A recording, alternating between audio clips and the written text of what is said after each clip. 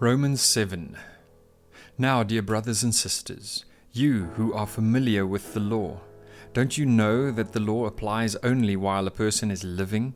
For example, when a woman marries, the law binds her to her husband as long as he is alive. But if he dies, the laws of marriage no longer apply to her. So while her husband is alive, she would be committing adultery if she married another man. But if her husband dies, she is free from that law and does not commit adultery when she remarries. So, my dear brothers and sisters, this is the point. You died to the power of the law when you died with Christ. And now you are united with the one who was raised from the dead. As a result, we can produce a harvest of good deeds for God. When we were controlled by our old nature, sinful desires were at work within us, and the law aroused these evil desires that produced a harvest of sinful deeds, resulting in death. But now we have been released from the law, for we died to it and are no longer captive to its power. Now we can serve God, not in the old way of obeying the letter of the law, but in the new way of living in the Spirit. Well then, am I suggesting that the law of God is sinful? Of course not. In fact, it was the law that showed me my sin. I would never have known that coveting is wrong if the law had not said, "You must not covet."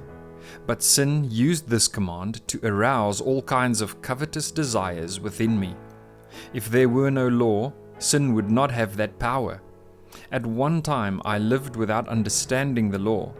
But when I learned the command not to covet, for instance, the power of sin came to life, and I died. So I discovered that the law's commands, which were supposed to bring life, brought spiritual death instead. Sin took advantage of those commands and deceived me. It used the commands to kill me, but still the law itself is holy, and its commands are holy and right and good. But how can that be? Did the law, which is good, cause my death? Of course not. Sin used what was good to bring about my condemnation to death. So we can see how terrible sin really is. It uses God's good commands for its own evil purposes. So the trouble is not with the law, for it is spiritual and good.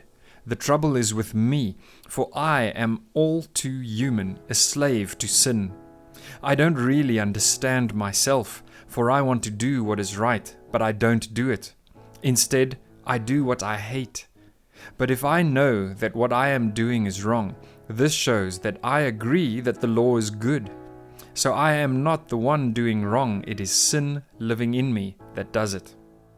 And I know that nothing good lives in me, that is, in my sinful nature. I want to do what is right, but I can't. I want to do what is good, but I don't. I don't want to do what is wrong, but I do it anyway. But if I do what I don't want to do, I am not really the one doing wrong. It is sin living in me that does it. I have discovered this principle of life, that when I want to do what is right, I inevitably do what is wrong. I love God's law with all my heart. But there is another power within me that is at war with my mind. This power makes me a slave to the sin that is still within me. Oh, what a miserable person I am!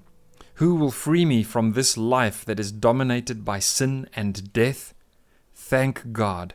The answer is in Jesus Christ our Lord. So you see how it is.